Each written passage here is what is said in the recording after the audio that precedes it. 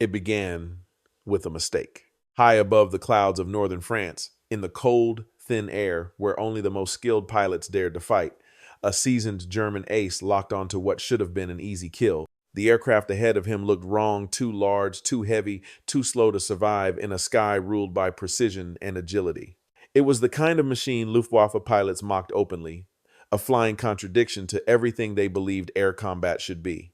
And yet, in a matter of seconds, that belief shattered. The American fighter did not panic. It did not flee blindly. Instead, it rolled with deliberate control and plunged downward in a maneuver so fast, so calculated, that it defied expectation. The German pilot followed, confident in years of experience. But his aircraft resisted. The controls stiffened. The sky itself seemed to turn against him. By the time he recovered, the enemy was gone, vanished into the horizon as if it had never been there at all. That moment was more than a failed interception. It was a warning.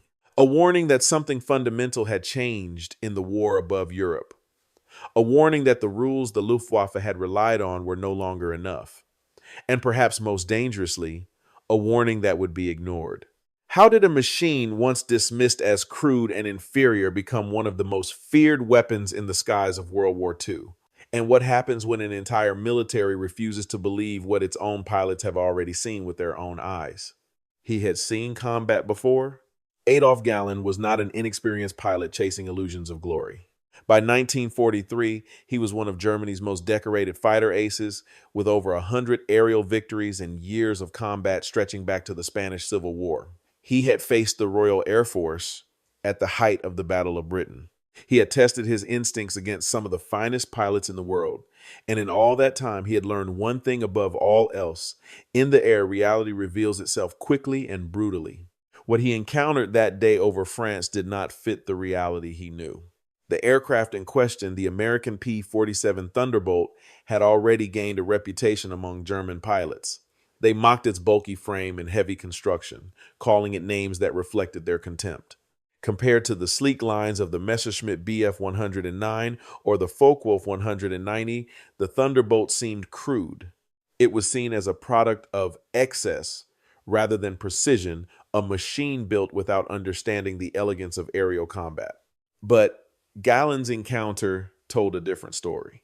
Later that evening, he documented everything in a detailed report. The P-47, he concluded, was not inferior. It was fast, perhaps faster than German fighters at high altitude.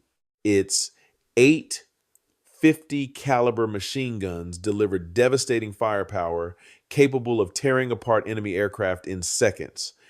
And most concerning of all, it was incredibly durable. Reports from other units confirmed what Galland had witnessed.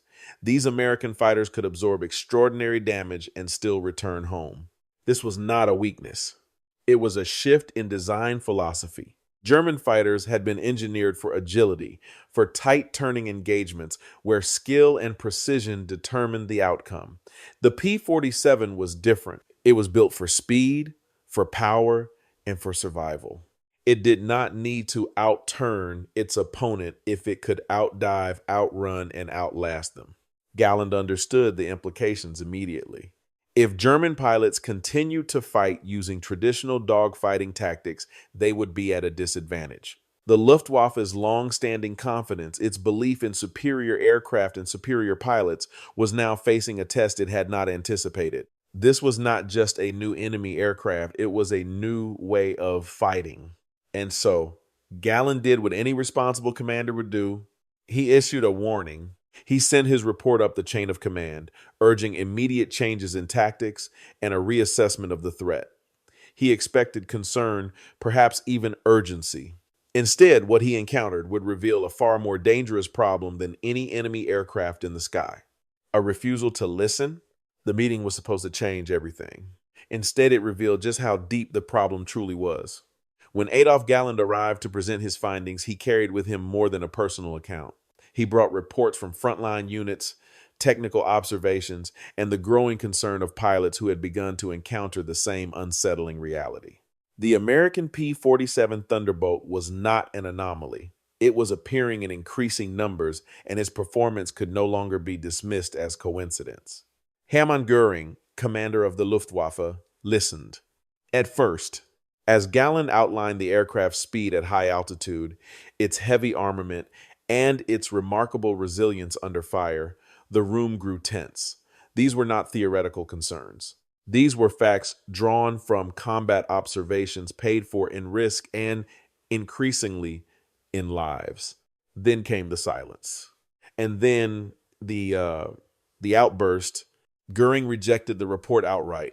To him, the idea that American industry could produce a fighter capable of rivaling German engineering was not just unlikely, it was impossible. He dismissed the P-47 as crude, a product of a nation he believed lacked the sophistication required for advanced aircraft design. Any suggestion otherwise, he argued, bordered on defeatism.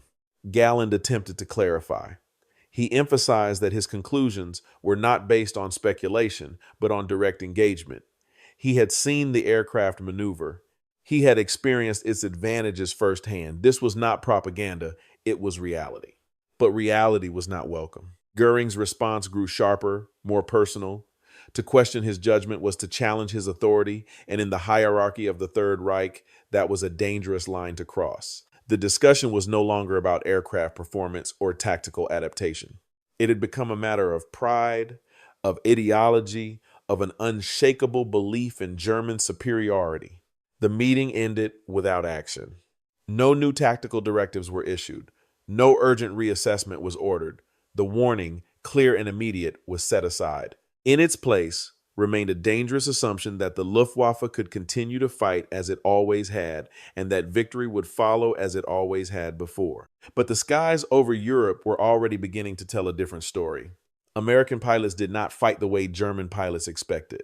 They did not engage in prolonged turning battles where experience and finesse could decide the outcome. Instead, they brought with them a doctrine built on energy, altitude, and discipline. It was called boom and zoom. From heights exceeding 30,000 feet, P-47 Thunderbolts would position themselves above German formations waiting. They did not rush into combat, they controlled it.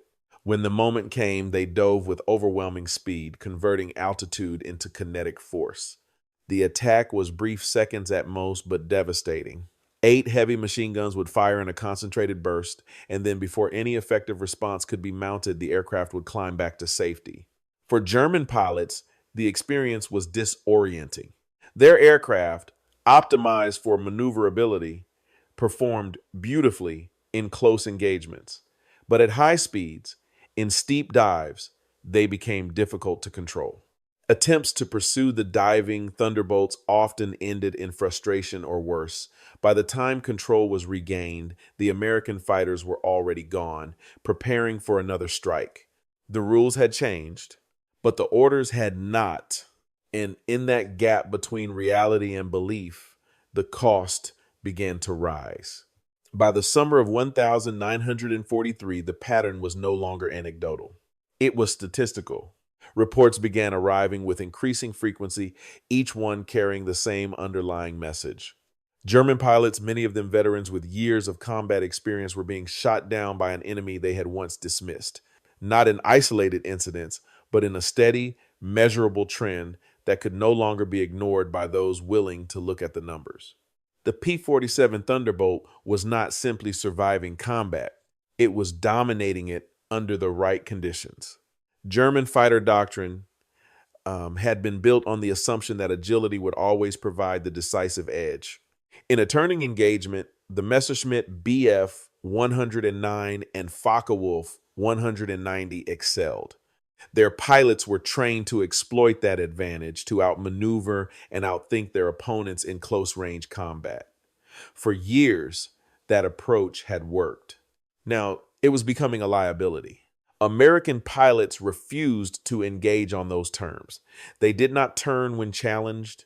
They did not slow down to match their opponents. Instead, they maintained altitude, preserved energy, and dictated when and how the fight would occur.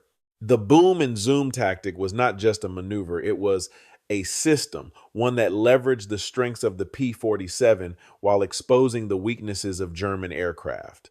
The results were devastating. Experienced German aces, men who had survived countless engagements, found themselves vulnerable in ways they had never anticipated. A single high-speed pass from a Thunderbolt could end a career that had taken years to build, and unlike Germany, the United States could replace its losses. New aircraft rolled off assembly lines in numbers that defied comparison. New pilots arrived with consistent training, supported by a system that emphasized coordination and discipline. Germany, by contrast, was beginning to feel the strain. Losses in both aircraft and personnel were mounting. Replacement pilots arrived with fewer flight hours, less experience, and limited preparation for the realities they would face. Fuel shortages began to affect training programs. The margin for error, already thin in aerial combat, was disappearing entirely. Then came February 1944. Operation Argument, known as Big Week, marked a turning point that would confirm the worst fears of those who had tried to sound the alarm. For 6 consecutive days, Allied forces launched a concentrated assault on Germany's aircraft industry. Waves of bombers crossed into heavily defended airspace, escorted by fighters that now included not only the P-47, but also the P-38 Lightning and the increasingly capable P-51 Mustang. The Luftwaffe responded with everything it had. Sortie after sortie was launched in an attempt to intercept the incoming formations. Pilots climbed into the sky knowing the odds were against them, but duty left no room for hesitation. The battles that followed were intense, chaotic, and unforgiving. Aircraft clashed at multiple altitudes, contrails marking the paths of fighters weaving through formations of bombers and escorts. Galland himself flew during these operations. On one mission, his aircraft was struck repeatedly during an engagement with American fighters. The damage was severe, dozens of bullet impacts across the airframe. That he survived at all was a matter of circumstance rather than control. It was a moment that underscored a difficult truth. Experience alone was no longer enough to guarantee survival. By the end of Big Week, the losses were clear. German fighter units had suffered heavily, not only in aircraft destroyed, but in pilots, lost many of them irreplaceable veterans.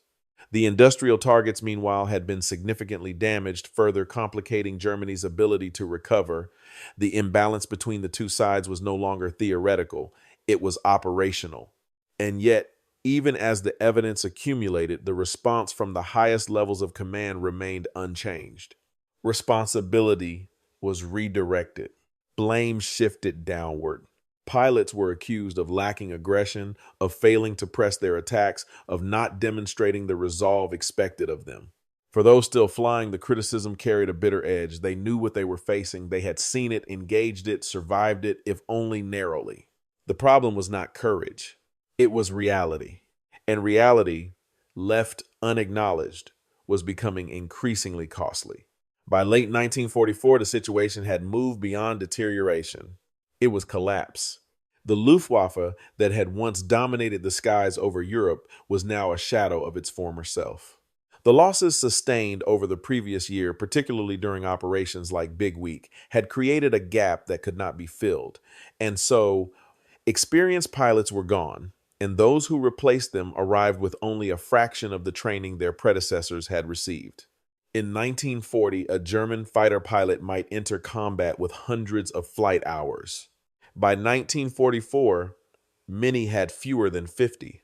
They were being sent into the air against an enemy that had not only superior numbers, but also superior systems, training, logistics, coordination. The imbalance was no longer just technical. It was structural. And in that environment, even the most advanced aircraft could not compensate for the absence of experience. Galland understood this better than most. Now serving in a senior command role, he faced an impossible contradiction. On paper, he held authority over Germany's fighter forces.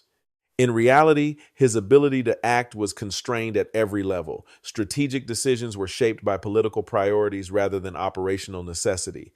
Resources were allocated inconsistently. Orders changed without warning. And above it all, the same refusal to accept reality persisted. Fuel shortages had reached critical levels. Training flights were reduced or eliminated entirely. New pilots entered combat with minimal preparation, often encountering American formations within days of arriving at their units. The results were predictable. Loss rates among inexperienced pilots were devastating, sometimes reaching levels that made long-term survival unlikely. Galland would later describe it in stark terms. They were being sent into the sky, as if they were expendable. In November 1944, the tension that had been building for months reached a breaking point. Along with several senior fighter commanders, Galland took an unprecedented step. They drafted a direct appeal to Hermann Göring, outlining the failures that had brought the Luftwaffe to its current state. The language was clear. The leadership, they argued, had failed to adapt. Tactical realities had been ignored. Interference from above had made effective command nearly impossible. If the situation were to improve, fundamental changes would be required either in leadership or in the autonomy granted to those responsible for operations. It was a calculated risk, and it carried consequences. The response was immediate. The signatories were accused of disloyalty. The act of speaking openly about the Luftwaffe's condition was treated not as a professional obligation, but as a political offense. Galland himself was removed from command, effectively ending his role in directing Germany's fighter operations. For a man who had spent his entire adult life in the cockpit, the transition was abrupt. He was grounded, restricted from the very environment where his experience mattered most. Meanwhile, the war continued without him. Allied forces advanced from both east and west. German cities endured continuous bombardment. The airspace over the Reich, once contested, was now increasingly controlled by Allied aircraft. The P-47 Thunderbolt, alongside newer fighters like the P-51 Mustang, operated with growing freedom, extending their reach deeper into German territory.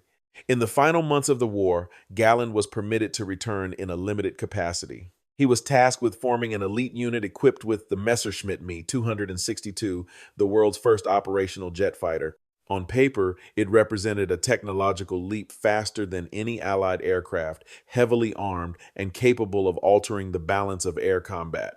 But timing matters. And in this case, time had already run out. Fuel was scarce.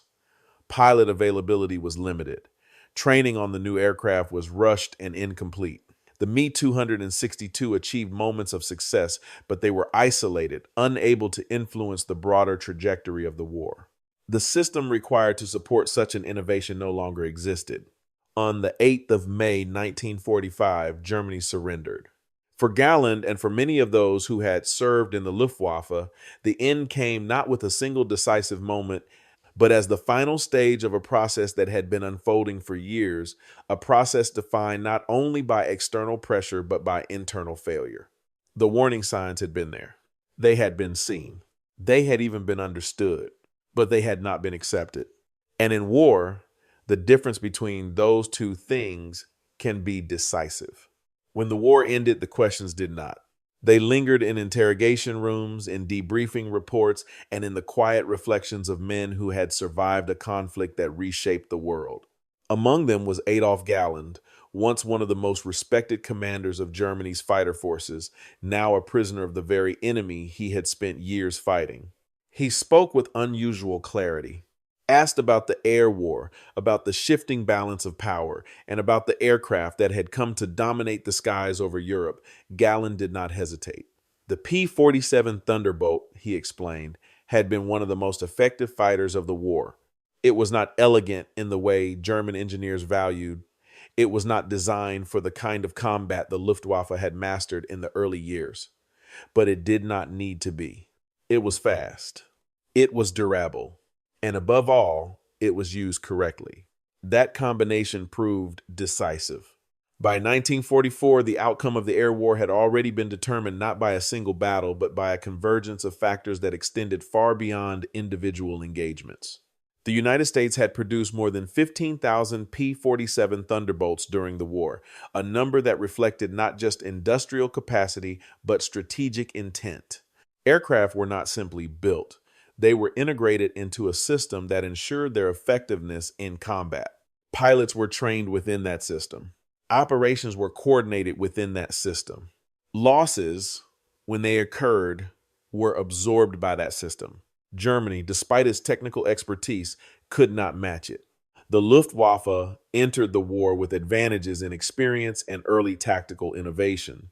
But as the conflict progressed, Those advantages eroded, production was disrupted, fuel became scarce, training pipelines contracted, and most critically, decision-making at the highest levels became disconnected from operational reality. The result was not immediate defeat. It was gradual exhaustion. The P-47 Thunderbolt became a central instrument in that process. Alongside aircraft like the P-51 Mustang, it enforced a new kind of warfare, one defined not by isolated duels, but by sustained pressure. German fighters were engaged repeatedly, forced into defensive positions, and worn down over time. Infrastructure was targeted, supply lines were disrupted, mobility was restricted. The impact extended beyond the battlefield. For German ground forces, the presence of Allied fighter bombers introduced a constant threat. Movement during daylight became hazardous. Convoys were vulnerable. Even routine operations required caution. The psychological effect was significant. Control of the air translated into influence over the ground, shaping the broader course of the war. Looking back, Galland identified a central failure. It was not a lack of courage. It was not a lack of skill. It was a failure to adapt. Warnings had been given. Evidence had been presented. Opportunities to adjust tactics, to reallocate resources, to reassess assumptions all had existed. But they had been constrained by a system that prioritized certainty over inquiry, ideology over observation.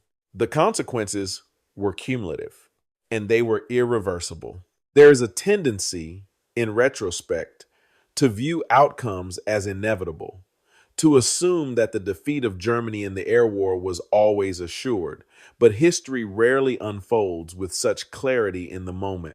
Decisions are made with incomplete information.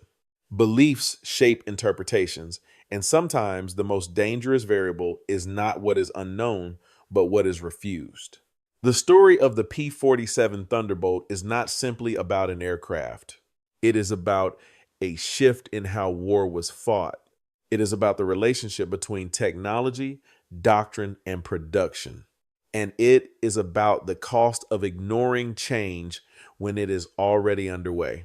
So the question remains, when confronted with evidence that challenges established belief, what determines the response? Adaptation or denial? Because in the skies over Europe, that question was not theoretical. It was decisive. If you find value in exploring these moments where strategy, technology, and human judgment intersect, consider continuing the conversation. History does not only record what happened, it reveals how and why it happened, and those lessons remain long after the conflict itself has ended.